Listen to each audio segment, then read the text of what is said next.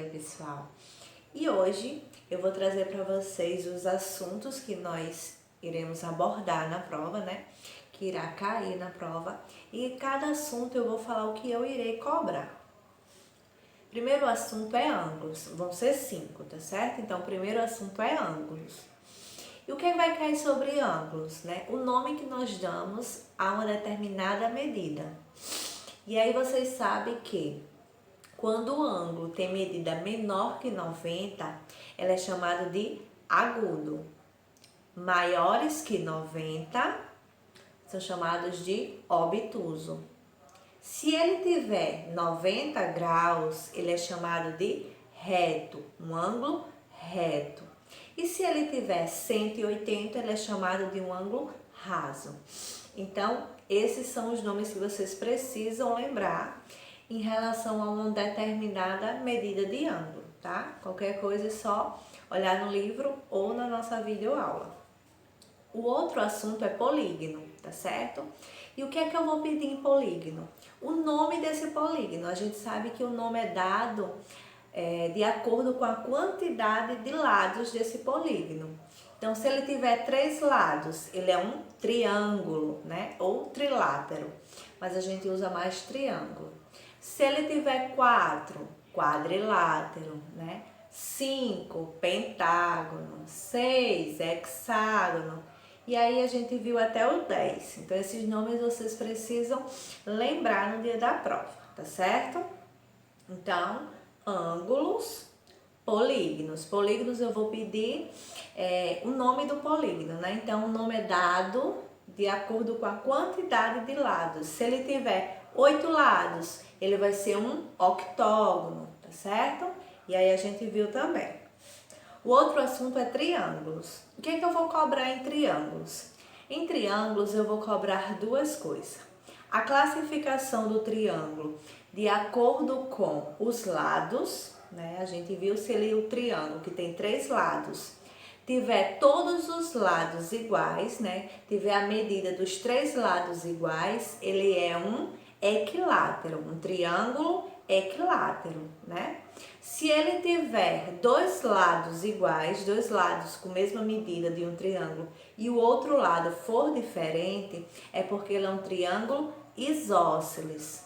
E se todas as medidas do triângulo, né, todos os 3 lados forem diferentes, nós temos um triângulo escaleno. E no triângulo também a gente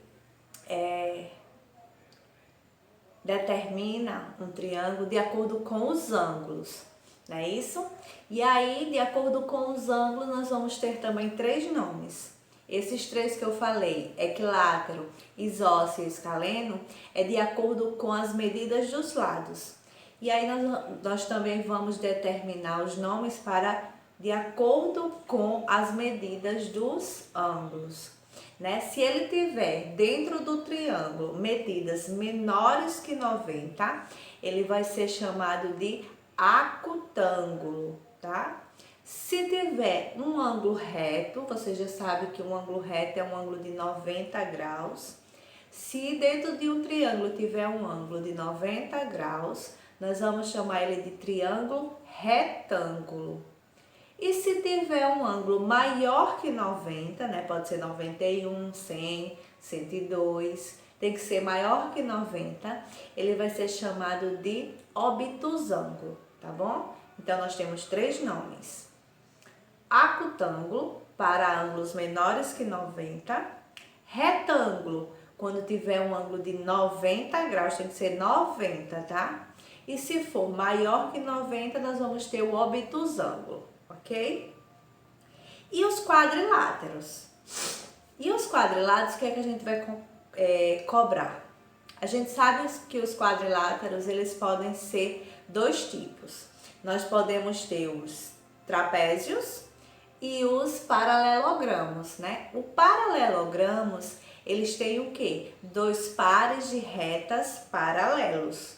Já os trapézios, ele só vai ter um par de reta paralelo. Essa é a diferença. Quando eu tiver 2 pares de retas paralelos, eu tenho um paralelogramo. E se eu tiver só um par de reta paralelo, eu vou ter um trapézio. E dentro dos quadriláteros também, nós vimos que o paralelogramo, ele pode ser 3 tipos. Ele pode ser um retângulo. Quando é que ele é um retângulo, professora? Quando todos os ângulos dentro de um paralelogramo é 90 graus, tá certo? Então, se dentro dele todos os 4 ângulos for 90 graus, ele é um retângulo. Se ele tiver a mesma medida, os 4, né? Porque é um quadrilátero, então tem 4 lados. Se eles tiverem as mesmas medidas, vamos supor 20 cada lado, ele vai ser um losango, tá certo? E se ele tiver a mesma medida e tiver todos os ângulos de 90 graus, nós estamos falando de um quadrado, ok? Então, isso também tem nas nossas videoaulas, eu estou aqui só relembrando com vocês. E fração? O que é que eu vou cobrar em fração? Em fração eu vou cobrar o que é o numerador, o que é denominador. Vou cobrar de vocês também o que é uma fração própria, o que é uma fração imprópria. Né? Eu expliquei para vocês que fração própria, o numerador é menor que o denominador. E na fração imprópria, o numerador ele já é maior que o denominador. Tá? Então eu vou cobrar isso também. Como também a leitura de uma fração, né? Que eu expliquei para vocês. 2/5, 1/2, 2/3. E lembrando que para o 10, o 100 e o 1000, nós temos palavras adequadas. Então, quando tiver um 10 no denominador, ele é décimo.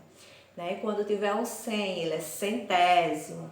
E quando tiver um 1000, ele é milésimo, tá? Então, esses são os 5 assuntos que vocês precisam estudar. Ângulos, polígonos, triângulos, quadrilátero e fração, tá? Então é isso, estudem, né? Vocês vão tirar uma boa nota se assim estudarem. Então qualquer dúvida, falem comigo e até a nossa prova, tá certo? Estudem para tirarem uma boa nota. Até lá!